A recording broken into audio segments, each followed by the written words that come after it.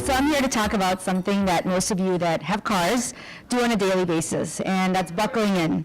So you buckle in because you know statistically you're going to survive an accident better than getting thrown.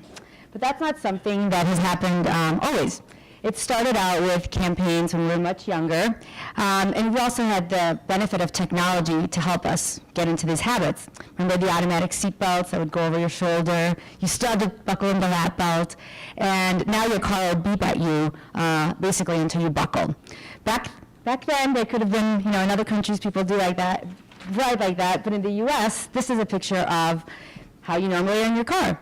There's special seats for babies, for toddlers. We've adjusted, so we basically work with the options to make sure everybody's safe. But what about your dog?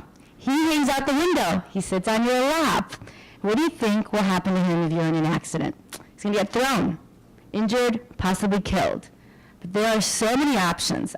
There are so many options. There are the little chairs that sit up so your dog can see. There's these harnesses for the big dogs.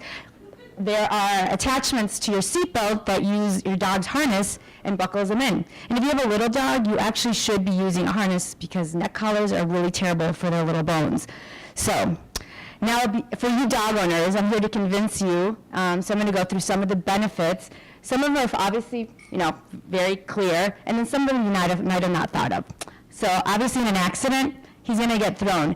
In the city of Chicago with all these crazy cabbies, you constantly are braking. So that's also a possibility for injury because they can easily get thrown. The next one is the vet.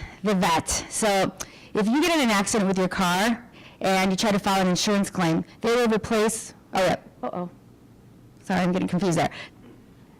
Okay, sorry. So it makes your dog feel more comfortable. Oh, here's the vet bill. Sorry, I was looking at the wrong screen. So the expensive vet bills. So your insurance will give you the cost of buying a new dog. Dogs are property. So your bills basically are going to be out of pocket. The next one, because now I got it out of order, keeps your dog safely in the car. So in the beautiful days of Chicago that you can basically keep your windows down, if a dog sees something, they're going to be very likely to jump out. I've seen it at the dog beach many times.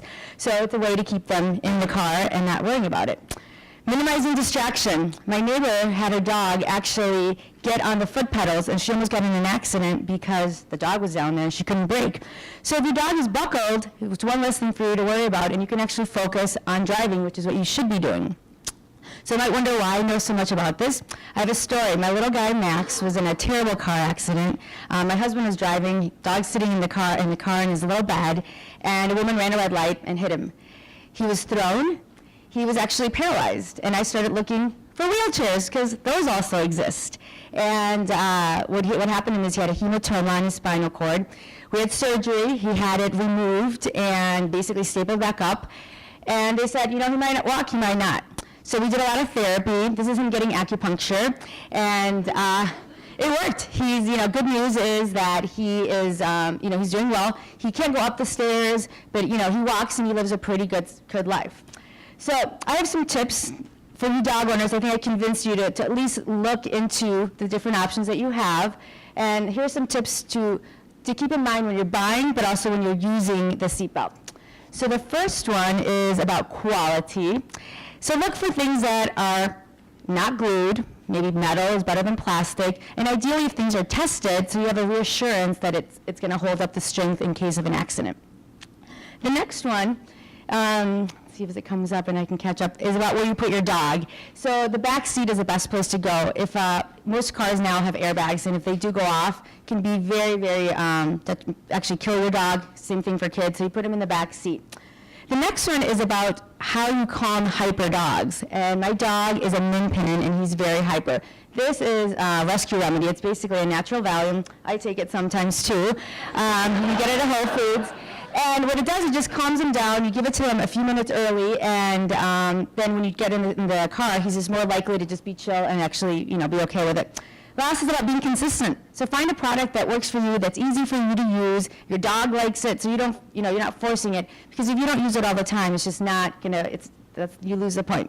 So I hope you pass on the message, and if you are a dog owner, that you go ahead and look into this, and if you know other people, encourage them to look at all the different options, because there's just about anything for any kind of dog and any kind of car.